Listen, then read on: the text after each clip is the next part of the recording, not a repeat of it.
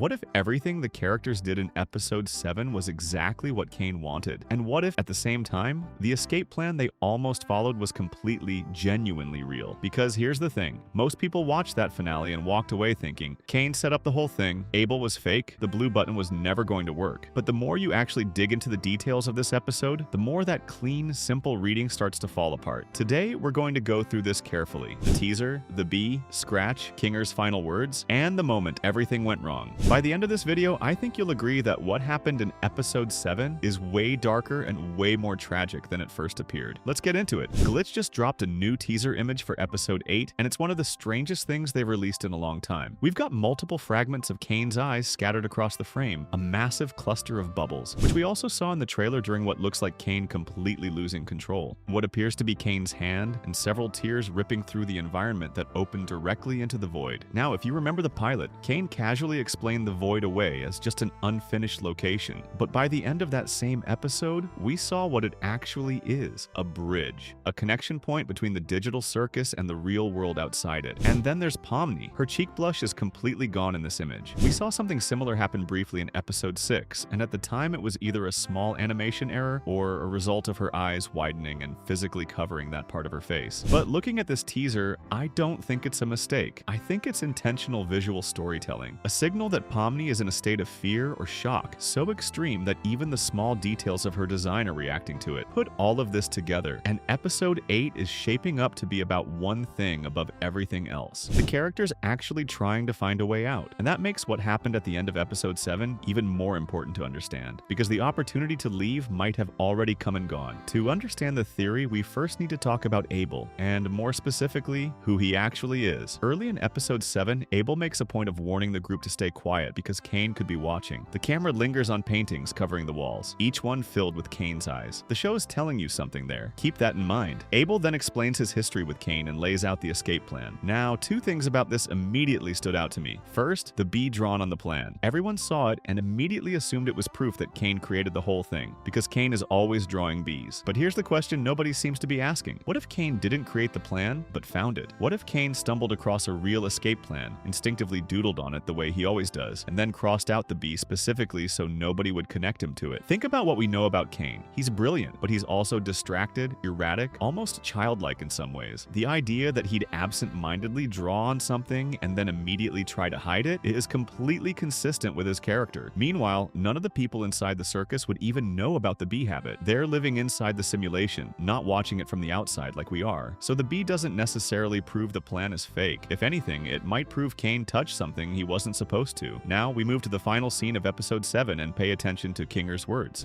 Scratch.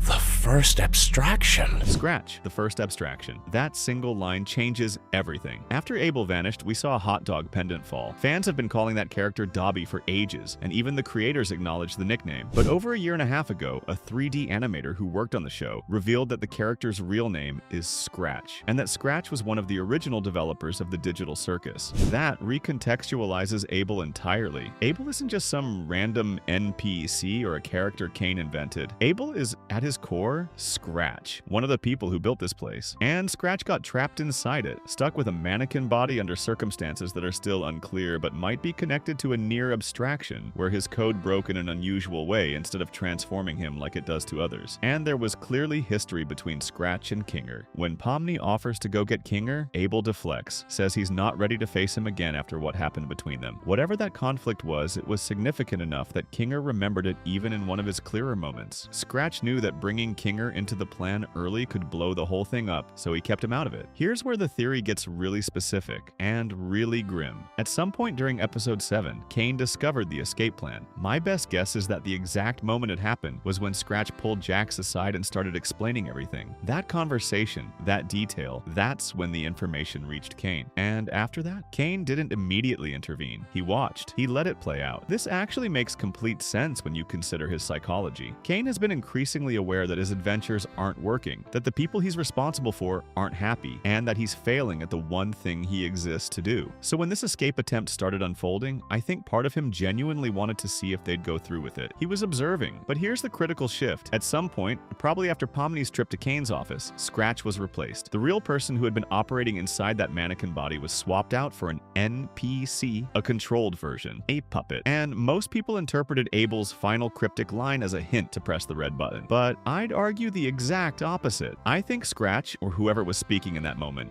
was telling them not to be afraid, to trust themselves, to press the blue button, and actually leave. The tragedy is that nobody heard it that way. When the blue button was about to be pressed, Caine acted, not with force, but with something much quieter and much more devastating. He reached into Jax's mind and weaponized the one thing Jax is most afraid of, going back to the real world. Whatever Jax's life looked like before the digital circus, the idea of returning to it is apparently terrifying enough that Caine could use it to completely override the decision. Jax pressed the wrong button, not because he was tricked by a fake plan, but because Caine played on his deepest fear at the exact moment it mattered most. And the worst part, Caine probably told himself he was doing it for everyone's benefit, that he was keeping them safe, that they were happy where they were. If this theory is right, then the situation going into episode 8 is incredibly bleak. Not because the characters were lied to, but because they were this close to getting out and their own fears stopped them. Imagine what happens when they find out, when they realize the plan was real, when they realize Caine didn't construct an elaborate trap. He just took advantage of the opening they gave him. The new teaser, the void tears, Caine's fractured eyes, Pomni's missing blush, all of it suggests episode 8 is going to push these characters to an edge we haven't seen yet. And maybe, just maybe, they'll get another shot at that door. Whether they take it is a different question entirely. If you made it to the end of this, you clearly care about this show as much as I do, so drop your own theory in the comments. Do you think the escape plan was real? Could Scratch still be in play somehow? Subscribe if you want to be here when episode 8 drops, because we are going to break down every single second of it. See you then!